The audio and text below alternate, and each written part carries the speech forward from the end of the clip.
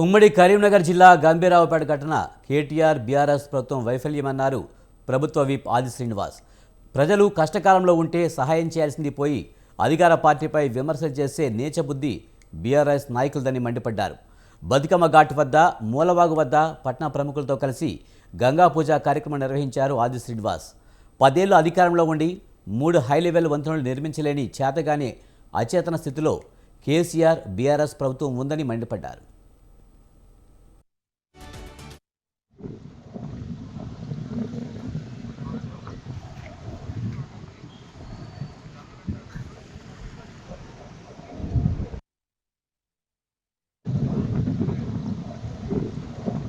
వేమలో గంగమ్మ తల్లి పరవలు తొక్కుతున్న వేళ ప్రవాహంగా వస్తున్నటువంటి సందర్భంలో ప్రతి ఏటా కూడా గంగమ్మ తల్లికి ప్రత్యేకంగా పూజలు చేయడం, వర్షాకాలంలో సకాలంలో చక్కటి వర్షాలుగా సమృద్ధిగా కురిసి పాడి పంటలు బ్రహ్మాండంగా పండి రైతు వర్గంతో పాటు అన్ని వర్గాల సుఖమయ జీవితంతో ఆనందమయ జీవితంతో అశిషంతో ఆయుధాలతో ఉండాలని చెప్పని ప్రార్థించడం ఆనవాయితీలో భాగంగా మరి ఇటీవల ఈ 2-3 రోజులుగా కురుస్తున్నటువంటి వర్షాల వల్ల వస్తున్నటువంటి మూలవాగు ప్రవాహం దగ్గర వేములవాడ పట్టణంలో అందరము కూడా కలిసి అమ్మవారికి ప్రత్యేకంగా పూజలు చేస్తూ పసుపు కుంకుమలతోటి అమ్మవారికి చీర సాంప్రదాయ పద్ధతుల్లో సమర్పిస్తూ అందరికీ మంచి జరిగే విధంగా, లోక కళ్యాణం జరిగే విధంగా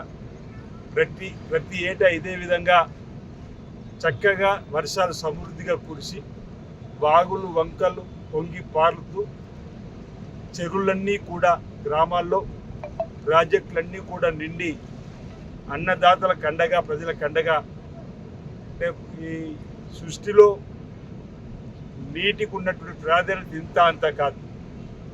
అలాంటి నీటిని ఒడిసిపట్టుకునే విధంగా గతంలో కాంగ్రెస్ ప్రభుత్వ హయాంలో అనేక ప్రాజెక్టులు నిర్మాణం చేసుకున్నటువంటిది ఈరోజు శ్రీరామ్ సాగర్ ప్రాజెక్టే కానీ, శ్రీశైలమే కానీ, నాగార్జున సాగరే కానీ, ఎంఎండే కానీ, ఎల్ఎండే కానీ, కడేమే కానీ, నిజాం సాగర్ కానీ, సమ్మక్క సాగర్ ఈ విధంగా చెప్పుకుంటూ అనేక ప్రాజెక్టుల నిర్మాణం జరిగినటువంటి తీరుతెన్నులు వేమలో గంగమ్మ తల్లి పరవలు తొక్కుతున్న వేళ ప్రవాహంగా వస్తున్నటువంటి సందర్భంలో అర్ధరాత్రి పూట మా రేవంత్ రెడ్డి ఇంట్లో జొరబడి తలుపు చెక్కలు ఇరుగొట్టి ఎత్తుకపోయినట్టుగా మిమ్మల్ని ఎత్తుకపోతే బాగుండని మీరు కోరుకుంటున్నట్టు.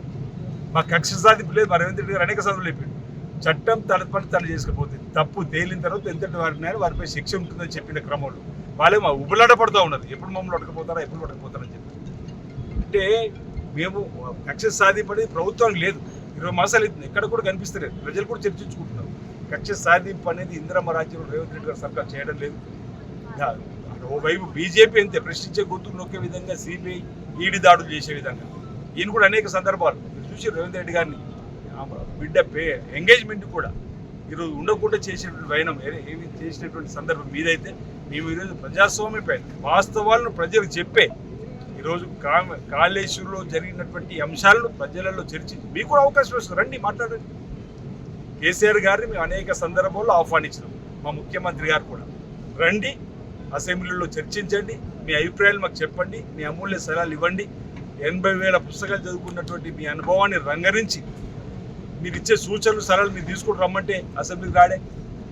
6 మాసాలకు ఒకసారి రాకపోతే 10 పోతుందని చెప్పి నచ్చి సంతకం పెట్టి ఒక 10 నిమిషాలు కూర్చుకోవడం తప్ప అసెంబ్లీకి రాని మీరు ప్రతిపక్షం హోదాకు తగనని చెప్పి అనేక సందర్భాలు రండి, కాళేశ్వరంలో చర్చించండి.